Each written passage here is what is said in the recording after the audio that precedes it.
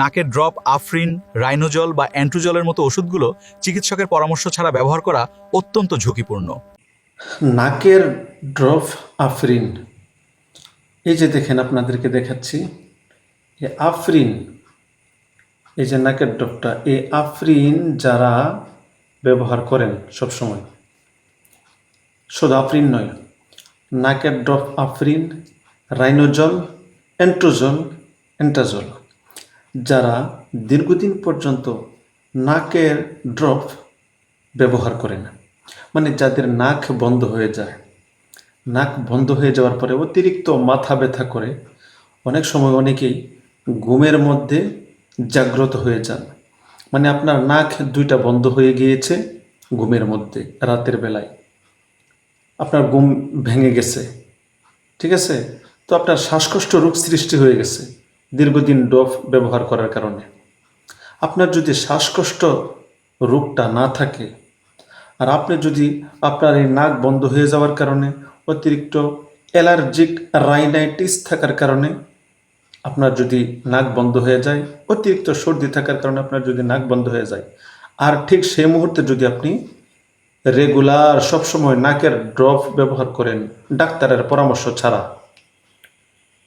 Doctor সাহেবের পরামর্শ ছাড়া যদি আপনি নাকের ড্রপ ব্যবহার করতে থাকেন দীর্ঘদিন পর্যন্ত, আপনার কি কি ক্ষতি হবে আপনি জানেন?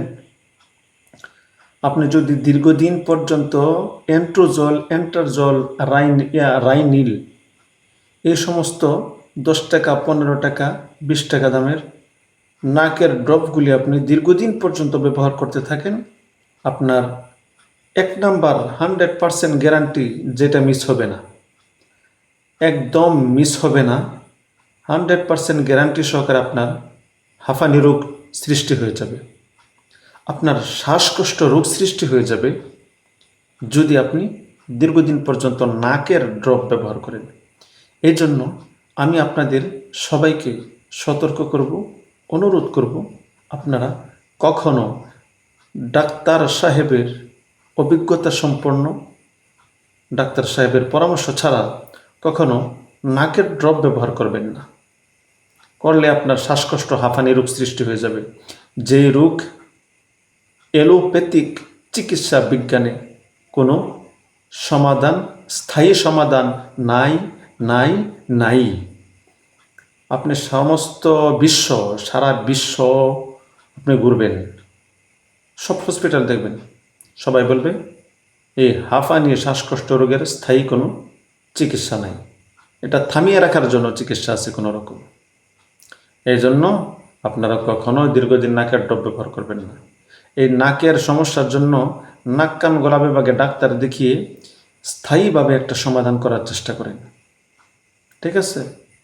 তো এই যে আফরিন একটা, এই আফরিনটাও ব্যবহার করবেন না দীর্ঘদিন।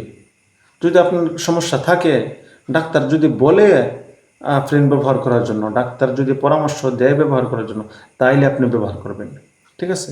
নাক বন্ধ হয়ে গেল, ফার্মেসির ডাক্তার সাহেব আপনাকে ডব দিয়ে দিলেন, ব্যবহার করা যাবে না, কারণ এটা ভয়ঙ্কর জিনিস, ভয়ঙ্কর, এটা মনে রাখবেন, এটা মারাত্মক ভয়ঙ্কর। এই কারণে আফরিন ব্যবহার করার ক্ষেত্রে যদি ব্যবহার করতে হয়, ছোটো বাচ্চাদের আফরিন ব্যবহার করবেন, ঠিক আছে? শিশু বাচ্চাদের আফরিন যেটা, সেটা ব্যবহার করবেন, তাহলে ক্ষতিটা কম হবে। আর বড়দের আফরিন ব্যবহার করবেন না আপনারা। ধন্যবাদ সকলকে, ভালো থাকবেন। এই ধরনের ভিডিও পেতে আপনারা রফ টিভি 24 চ্যানেলটি সাবস্ক্রাইব করে রাখবেন। আসসালামু আলাইকুম রহমতুল্লাহি ওয়া বারাকাতুহু। হচ্ছে নাকের ড্রপ, আফরিন, রাইনোজল বা অ্যান্ট্রোজলের মতো ওষুধগুলো চিকিৎসকের পরামর্শ ছাড়া ব্যবহার করা অত্যন্ত ঝুঁকিপূর্ণ। এগুলো